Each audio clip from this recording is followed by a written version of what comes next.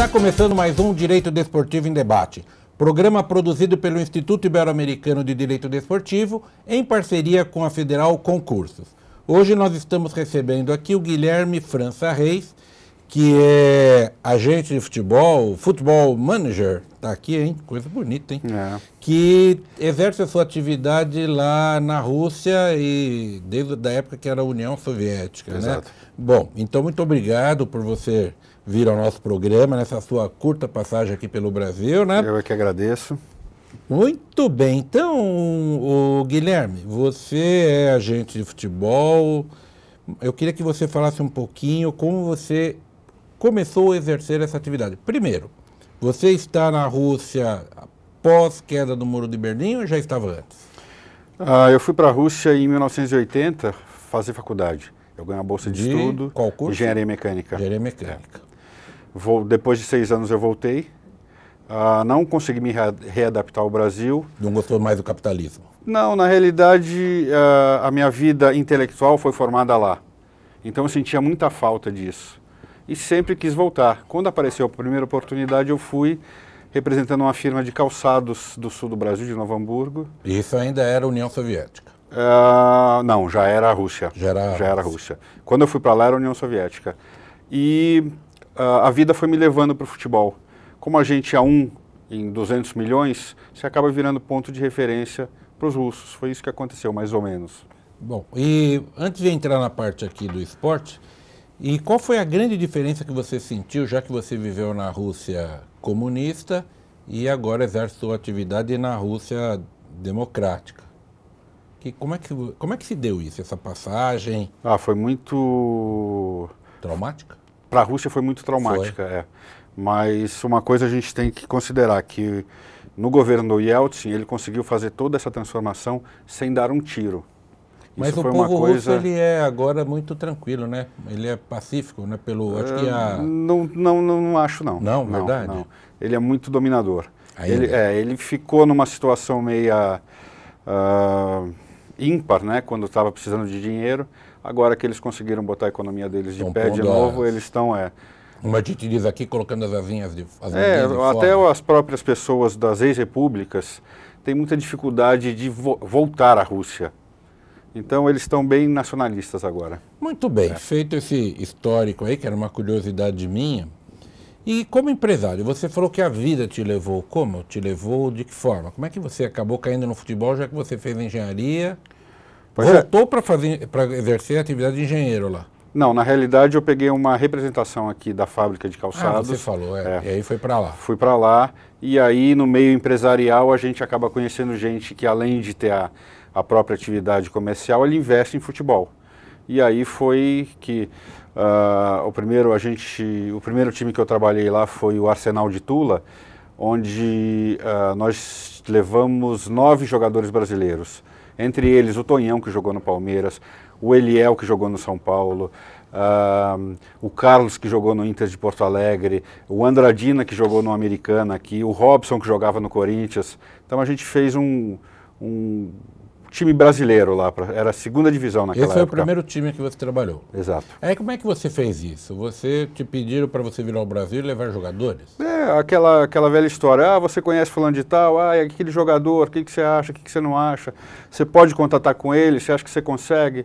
E pra gente é muito fácil, né? Porque é só pegar um telefone, meia dúzia de contatos aqui, consegue chegar no jogador ou no time. E esse pessoal que você levou para lá, que ano foi isso? Foi 97, 98, eles ficaram lá. Aí você se empolgou com a atividade. Na realidade, depois disso eu consegui descobrir um filão que era completamente virgem, que era o futebol de salão. E você trabalha hoje lá com o futebol de salão também? Hoje em dia não, mas eu já ajudei muito o futebol de salão lá. E é forte o futsal por lá, então? Tanto é que o jogador que está na seleção da Rússia, o Pula, foi eu que levei para lá, fui eu que falei para ele virar russo, né, entre aspas. Se naturalizar. Exato, E ele está estando bem lá. Tá.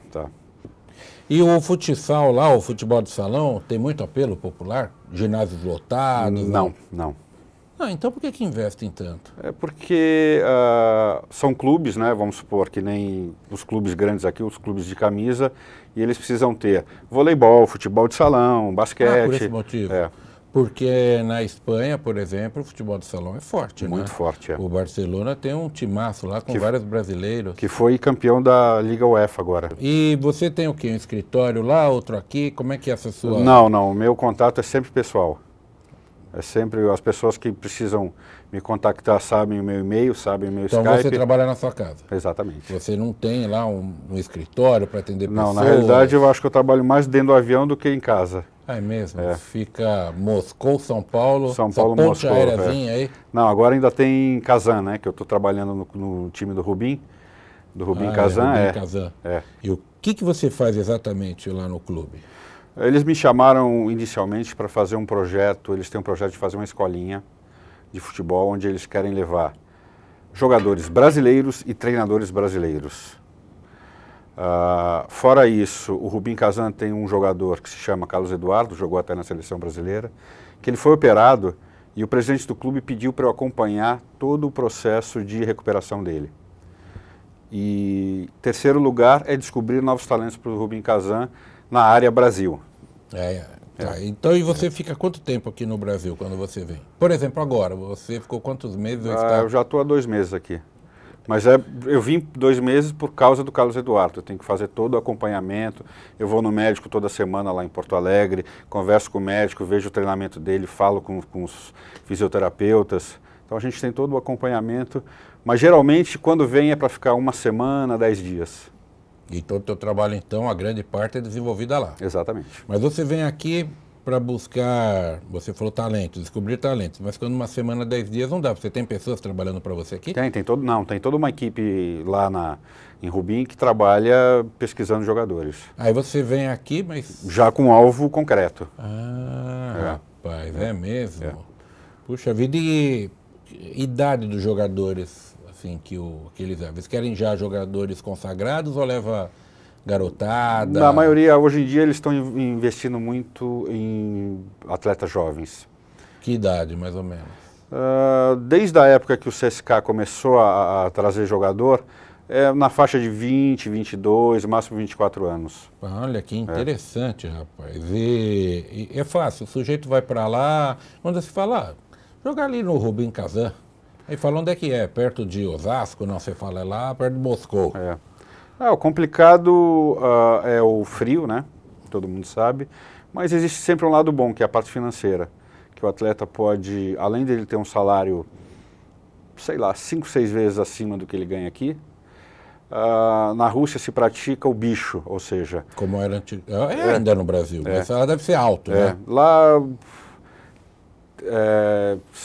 por vitória, varia de 10 a 20, sei lá, 30 mil. Só o Angie do Roberto Carlos que paga $50 mil por vitória. É mesmo? É impressionante. Então o sujeito se dedica... ele guarda o salário e vive só do bicho, né? E você falou 5, 6 vezes. Vamos imaginar, garoto aqui no Brasil de 20 anos, que jogou uma 2ª divisão de um campeonato estadual, uma 1ª divisão de um campeonato de um estado, assim, com nem tanta representatividade no futebol brasileiro, ele vai para lá e você descobre, pô, esse cara é bom. Ele só não está tendo espaço no Brasil. Esse menino ganha mais ou menos quanto? Assim, a média, claro que cada um vai ter a sua... Um salário baixo de futebol lá é $500 mil ano. $500 mil ano? Geralmente... $40 mil por mês. Geralmente ele vai ganhando de 800 a 1 milhão. Meu Jesus, hein? Que beleza. Falar em Jesus, o Ricardo Jesus, que está na Portuguesa agora, eu acho, Ricardo Jesus?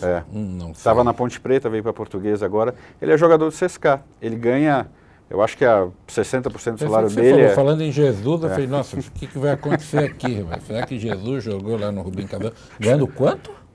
Não sei quanto ele ganha, mas ele ganha muito bem. Ele ganha mais de $1 milhão por ano. No teu time? Não, no CSKA. É que o CSKA paga parte do salário dele aqui. Puxa. E aí, outra coisa interessante. Se os jogadores vão para lá, tirando aí Roberto Carlos, o outro rapaz que jogava no Corinthians, o Silei, e e outros, enfim, mas muitos chegam lá e já voltam rapidinho, né? É difícil se adaptar. O futebol russo tem suas particularidades, né? Eu via um jogo do time do Roberto Carlos outro dia na TV, a torcida lá brava, né? Com bandeirões, ia apupando. Ainda mais o time do Roberto Carlos Vangi, ele é da República do Daguestão, que é ao lado da Chechênia. Para vocês terem uma ideia, o Daguestão teve mais de 100 atos terroristas o ano passado. Por isso o Vangi treina em Moscou, um dia antes do jogo ele vai para a cidade de Mahatkala, faz o reconhecimento do campo, no dia seguinte joga e no mesmo dia vai embora. Não fica por lá? Não. Nossa. Aliás, acho que foi até um dos requisitos do Roberto Carlos para ir para esse time, foi esse, ó. Quero morar em Moscou. Também na idade que ele está, rico, consagrado, várias Copas do Mundo, campeão mundial, não ia se sujeitar. E falaram que ele ganhou uma graninha razoável, né? Aqui no Brasil, posso falar porque saiu na imprensa que ele ganhou coisa de 15 milhões de... Não, acho que ele recebe, eu não lembro se é 6 ou 8 por uma temporada e meia, milhões de dólares. De dólares. Mas ele chegou lá, fez aniversário, o cara deu uma Bugatti Veyron que vale 2 milhões para ele, aí ficou... E isso que ele já está fazendo 30 e lá vai pedrada, hein? Se faz 21, o que dá para ele? Nossa. Né? E você, esses jogadores que você tem levado, não é você que descobre, o pessoal já, ou você pode... Não, tem toda uma equipe, né? Tem todo... Mas e você? Se chama Departamento de Seleções, aqui no Brasil é olheiro, mas é um pouquinho mais sofisticado. Só muda o nome, faz a mesma coisa. E já chegou algum caso de alguém aqui no Brasil, sem o olheiro deles lá, chegou para você, falou, olha, tem um jogador bom aqui, eu sou empresário dele, eu sou conhecido dele, mas bom mesmo, não é aquele que... Porque outro dia nós tivemos uma aula aqui no nosso curso de pós do IDD e um professor, que é árbitro de futebol até, ele estava dizendo o seguinte, que quando chega alguém que é... Olha, tem um garoto que joga demais, o cara é bom demais, você conhece de onde? Lá de casa, meu filho. Ele fala, esse daí não precisa nem ver. Agora, quando o sujeito fala assim, olha, eu não sei se meu filho joga bem, mas o dono da padaria, o rapaz lá que vende jornal, assistiu e falou que ele é muito bom. Ele falou, esse eu já posso ver. Aí quem trabalha com futebol quer ver, porque o pai não sempre vai achar que o filho é o melhor em tudo, né? E aí, quando alguém te indica isso, você faz alguma coisa e fala, não é comigo, eu já vim aqui para pegar o prato feito, não me vem dar aqui os ingredientes que eu não vou mexer. A gente até pega um disco da pessoa, manda para o departamento de seleção, o pessoal analisa, dá uma olhada, mas é muito difícil. Porque, só para você ter uma ideia, eu vim ver o Neymar, ele tinha de 15 para 16 anos. Aí você falou que ele era ruim. Não, pelo contrário. Então a gente já sabe os jogadores que estão em desenvolvimento. Mas ninguém quis pegar o Neymar aqui na época, ou tentaram... Não, ele tinha de 15 para 16 e o Wagner Ribeiro acho que queria 3, 4, 5 milhões por ele naquela época. Aí você tem que... Não conhece, não sabe o que vai dar, não sabe nem se vai virar jogador ainda. Vai que ele muda de ideia ou se machuca ou coisa parecida, porque todo mundo acha isso, né? Investir no futebol é ficar rico da noite para o dia, né? Muito, pelo contrário.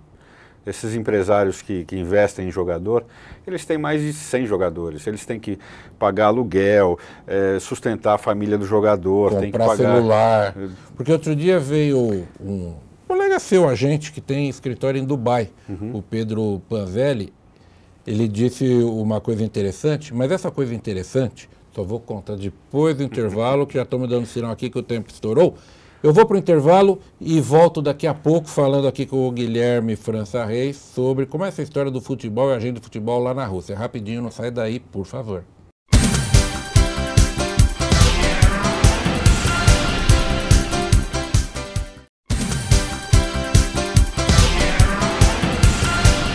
Estamos de volta com Direito Desportivo em Debate, hoje aqui com o Guilherme França Reis, que trabalha com futebol, futebol manager, gerente de futebol, né? Vamos falar. E em russo, como é que fala isso? É a mesma coisa, vem do inglês. E mais no russo? Futebol manager, é igual. Aqui no Brasil é gerente de futebol. Pois é, mas eles pegaram o termo americano. Esses caras eram para ser capitalistas, há muito tempo, hoje. Mas eu terminei o primeiro bloco falando de um colega seu, o Pedro Panzelli, que veio aqui, que tem escritório lá em Dubai, né? Ele disse que o jogador de futebol ele começa assim, o cliente. Primeiro ele liga a cobrar. Depois ele quer, o que quer mesmo? Uma cesta básica para a família todos os meses. Depois ele quer um dinheiro para comprar sabonete. Ele acha que você Às vezes faz isso com o advogado. Pois é, Né? Querem que o advogado vai levar o filho no treino. Fala, o que é isso? Mas o jogador de futebol, até ele virar profissional, ele sempre liga a cobrar pro agente, ele sempre vai no restaurante e não paga, não olha, não puxa a carteira, tudo nas costas Parece advogado com cliente jogador, viu? Já passei por essas coisas, mesmo de ligar a cobrar, que aí eu já não atendo, né? Bom, a gente tá falando só coisas boas aqui, né? Ganhar dinheiro, de milhões de dólares, pra cá, pra lá. Eu queria que você falasse um pouquinho das dificuldades que um agente, por exemplo, você, uma situação, você fala, puxa, estou trabalhando nisso, mas que coisa complicada. Existem vários casos, né, de você levar o jogador para fazer teste, você, primeiro, compra todo o equipamento que parece que o jogador não tem equipamento, né, chuteira, caneleira, o pessoal nunca tem, isso é besteira. Aí você compra a passagem, leva o rapaz até lá para fazer teste, ele não é aprovado, você gastou hotel, você gastou passagem, então fica, isso tudo vai para a conta do menos. Mas esse caso aí, quem paga é o clube ou é você? Não, geralmente sou eu. Se é para fazer teste, sou eu. Teste. Mas esse teste aí não é aquele pessoal que descobriu lá, né? Não. Isso é você. Esses são aqueles que você a partir de 1º de janeiro, comecei a trabalhar no Rubim. Aí a posição é completamente outra. Mas antes... já teve caso de eu levar um jogador, até conhecido, jogou um zagueiro que jogou no Grêmio, depois foi pro Corinthians, depois foi pro Flamengo, foi pro Vitória, acho que está no time da 2ª divisão. Que eu, por conhecimento meu, eu fui até o diretor de um clube, que aliás nem existe mais, que é o FK Moscou, e coloquei o jogador lá e o diretor ficou em contato com o jogador. O dia que eu descobri, o jogador estava jogando lá e eu não recebi um centavo. E ficou por isso mesmo? E ficou por isso mesmo, Não tem nem como cobrar? Não. Mas o clube, você só rogou praga, o clube acabou, né? Mas já tá bom, né? Mas me diga um negócio, não faz contrato? Como é que funciona isso? Não, faz contrato, mas é que foi um acordo verbal que eu fiz com o diretor do clube e com o jogador. No clube eu não queria nada, eu tinha um acordo com o jogador que, a partir do momento que eu colocasse ele, tinha um percentual do montante do contrato de trabalho. E ele, lógico, aí não quer pagar, né? Isso eu já ouvi. Jogador para botar a mão no bolso é dificuldade. Enquanto ele está ganhando pouquinho, você é um pai para ele, né? A partir do momento que ele começa a ganhar um certo valor, aí ficou órfão. Muito bem. Mas faz parte, né? Acho que toda profissão tem o bom, ruim e outras coisas. E no começo, né? Isso foi um fato ruim. Mas quando começou, você chegou a ficar desanimado? Você falou, vou voltar para engenharia, vou voltar para representação de calçadas. Não, porque Você viu que... uma coisa que eu posso falar para qualquer um. Se a pessoa tem um sonho e gosta do que faz, continua. Uma hora as portas se abrem. Você já gostava de futebol? Já, todo brasileiro gosta de futebol, né? Veio um rapaz aqui outro dia, né? Acho que não sei se você viu o programa, que gostava de futebol. Foi mexer com o Muay Thai, o Jada. Senhor, né? Ele falou que agora não quer mais saber de... Ele falou que era palmeirense, agora é Muay Thaiense. Mas eu acho que o futebol é o esporte... todo mundo pratica futebol no mundo inteiro. E o futebol é fácil, né? De jogar. Esse aqui, o sucesso do futebol acho que foi isso. Porque não precisa nada, né? Precisa uma bola, uma espaço, meia, uma latinha e vamos embora. Qualquer coisa era vira bola. Agora você vai jogar tênis. Agora eu queria até fazer pois não, por favor. Fazer um pedido aqui. Faça. O futebol de salão é o único esporte, é o esporte mais jogado no mundo e não é olímpico. Por favor, faça um futebol de salão olímpico. Eu não sei, eu já entrevistei alguém aqui que me falou que talvez em breve, nos últimos Jogos Olímpicos, acho que ele foi como teste, eu não tenho certeza. Acho que vai ser no Brasil. Agora, teste, né? Ainda. Ainda. Porque tem que ter nas duas modalidades, feminino e masculino, para ser olímpico, né? Mas tem. Tem mulheres jogando futsal? Eu sei futebol de campo. Até outro dia nós entrevistamos aqui o Prisco Palumbo, que é técnico de futebol feminino, e eu disse publicamente, né, para ele, eu falei, não consigo ver graça no futebol feminino, futebol de campo, o association.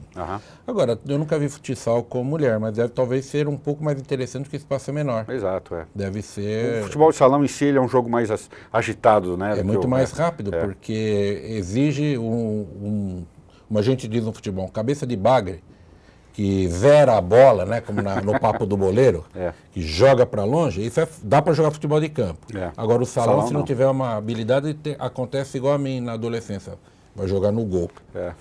Eu fui um goleiro, não fui bom, né? Depois te passaram para o banco, né? Não, era razoável, vai. Certo. Não era assim, era um 9, 9,5. Mas agora vamos falar um negócio aqui. E como é que é a sua relação pessoal e profissional com você e o atleta? Você já falou que ele fica pedindo tudo para você. Mas quando ele já se torna, ele o grande atleta, como funciona isso? Na realidade, eu represento mais jogadores do que eu crio. Por isso, até a minha atual atividade é pegar o jogador pronto e levar. Porque é muito difícil, lidar com o jogador não é fácil. Porque a imprensa, pelo menos aqui no Brasil, eu não sei como é fora, nos Estados Unidos eu sei que não é tão perversa como é aqui no Brasil com o empresário. Que a ideia que se passa para o povo é que o empresário é um traficante de escravos da modernidade, que é um sujeito que ganha dinheiro fácil. Não, ele está empregando pessoas e ninguém vê lá atrás, né? Você falou do Wagner Ribeiro com o Neymar. Exato. Tá bom, tá ganhando muito dinheiro, honestamente, ajudou a família do menino, o menino hoje é milionário. Tá aí graças a ele. Graças a ele, o dom que lhe deu, o empresário só abriu as portas lá no começo de carreira.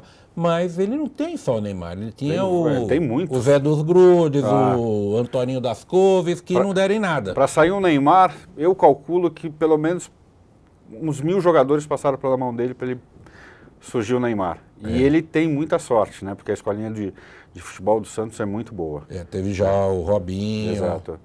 O outro lá que era... Diego. Diego. Também, que foi.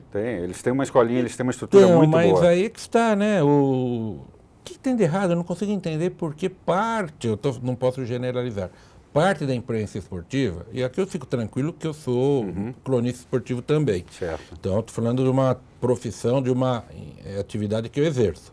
Mas parte aí dos colegas falam do empresário, do agente como um mal. Eu já ouvi coisas do tipo, é um câncer no futebol. E não é, porque ninguém olha lá atrás, quando o garoto está começando, que o pai trabalha, a mãe trabalha, nenhum parente tem carro, e é ele que pega o menino e leva para treinar. Ou alguém do seu staff. E não sabe se vai dar certo. Não sabe, Tudo bem, mas existe também o lado, digamos assim, negativo da coisa. Porque o empresário, ele vive de vender jogador. O produto dele é o jogador. Então, se o jogador está aqui e ficar aqui 10 anos, tudo bem, ele vai ganhar no contrato, na percentagem do contrato dele. Mas se ele vender, ele ganha mais. Então ele tem que ficar forçando. Ele tem que ficar procurando alternativas, porque nunca se sabe. Tem um jogador que está numa fase excelente, aí goleiro, né? Está em moda agora. Goleiro? Aí toma um frango, pronto, vai para a reserva. E o empresário tem que cuidar disso para que no momento que o jogador se sinta numa posição inferior, ele tenha uma outra alternativa. Isso você tem razão. Porque o clube não vai pensar nisso. Não tem mais o passe. O clube não vai... Vire-se, né? Porque quando era a época... Não que eu esteja defendendo o passe. Porque até eu escrevi na época sobre isso, fiz toda a minha carreira na área do direito desportivo do trabalho, ainda existe o passe. Mas na época do passe, o clube se preocupava porque falava, poxa, tem esse sujeito aqui, eu preciso dar vender o passe do cidadão para eu ganhar um dinheirinho, né? E hoje ficou por parte do empresário. Ficou por parte do empresário gozado. Os artistas também têm empresários e ninguém fala mal, né? É porque eles não têm um vínculo que tem o jogador. E não tem a visibilidade. Exato. Porque você pega, agora já que você falou na moda, grupos, ou melhor, duplas sertanejas. O empresário que vai lá em Uberlândia, que vai lá em Recife, que vai em Fortaleza, que vai em Mossoró, que vai aqui no interior de São Paulo e vai falar na cidade, né? Falar com o prefeito, o secretário de cultura, não sei o quê, que quer fazer um show ali. Porque o artista não sai. O Zezé de Camargo não vai te ligar e falar, ô Guilherme, eu estou querendo fazer um show lá em... Como é que é o nome da cidade que você está? Kazan. Kazan? Então, eu quero fazer um show lá pro pessoal de Kazan, que o pessoal adora a música sertaneja universitária lá. Então eu quero fazer... Não, ele vai falar, se for o caso, né? Falar com o empresário que vai fazer isso. Agora no futebol, eu não sou empresário, eu estou simplesmente tentando ser justo com uma atividade lícita. Ilícito é você trabalhar com um monte de outras coisas que nós temos no Brasil, Claro. que fazem que aí é errado. Agora não, ele está buscando emprego, como você usou um termo muito interessante, alternativas para o jogador, porque ele se queima no grupo, ele vai mal naquele clube, não é isso? E ele tem que buscar uma outra... Ele vai buscar outra alternativa. Eu tenho clientes empresários que eu testemunho isso. Que o atleta fala, poxa, eu estou trabalhando aqui nesse clube, né? Estou jogando aqui, mas não está legal. O professor, que é o técnico, não gosta de mim, ele está me aproveitando. Me arruma, então, como você falou, tem uma alternativa para outro clube não ter espaço. Isso em qualquer profissão, né? Só que nas outras profissões, o bancário não tem o agente, o advogado não tem o agente, né? Mas, olha, nos Estados Unidos, aqui no Brasil, tentou-se colocar o agente literário. Tem com grandes escritores, mas mesmo na nossa área do direito. Nos Estados Unidos funciona, o agente literário é que vai nas editoras, falando, tem esse meu cliente, escreve sobre direito desportivo, tem aqui esse livro, aqui nós autores do direito, a gente acaba tendo um desgaste, falar com uma editora, e já vem com o contrato pronto, e o agente literário, ele vinha... Ele negociava essa parte. Isso, infelizmente já faleceu. Ele levava o trabalho e dizia, não, mas para esse tem a minha parte aqui, esse meu cliente, você não pode pagar só os 10% de lei. Esse livro dele vende muito, tarará. Não é isso? Bom, a gente está quase terminando. Eu quero só te fazer uma pergunta aqui, deixa eu ver. As principais diferenças e semelhanças entre o futebol russo e aqui no Brasil. O que você vê que fala, nossa, é tão...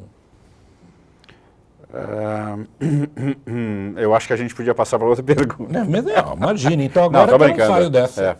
Eu poderia até mudar, mas agora que não muda. Existe muita coisa em volta do futebol que pouca gente conhece. Sim. Só a pessoa que está lá dentro é que tem a sensibilidade de saber se uma certa pessoa vestida de preto tem simpatia por um lado, não tem simpatia pelo outro, se um jogador está fazendo o corpo mole ou não está. Se quer derrubar o técnico. Tem de tudo, né? Quer sair, quer derrubar o técnico, quer estragar com o clube, tem... E lá? Também do mesmo jeito. Bom, quer dizer... Lá, se aqui é lá é ao quadrado. Porque a Rússia tem uma fama aí desde a época dos soviéticos, deu uma, não vou dizer, corrupção em tudo, né? De jeitinho, vamos falar, não vamos... Um jeitinho brasileiro Jeitinho russo. Tá bom, olha, Guilherme, muito obrigado, viu? Foi um prazer enorme falar com você. A gente estava já tentando marcar essa entrevista, para falar a verdade, há alguns anos, né? Então já estou muito contente em tê-lo aqui. A você de casa, eu espero que tenha gostado aqui do nosso programa de hoje. Eu te espero na próxima semana e não se esqueça, você quer dar uma sugestão de pauta, alguém que você conheça, olha, esse cara tem aí algo a acrescentar, nosso programa, eu digo sempre, pertence a todos nós que mexemos com o direito desportivo, que gostamos de esportes. Só mandar o teu e-mail para cá, desportivo@iidd.com.br, e eu te convido para que acesse o site do Instituto Ibero-Americano de Direito Desportivo. www.iidd.com.br. Tem um monte de novidades lá, tem os vídeos dos programas, este programa logo também estará à disposição, e eu te espero aqui na próxima semana com mais um Direito Desportivo em Debate. Tchau.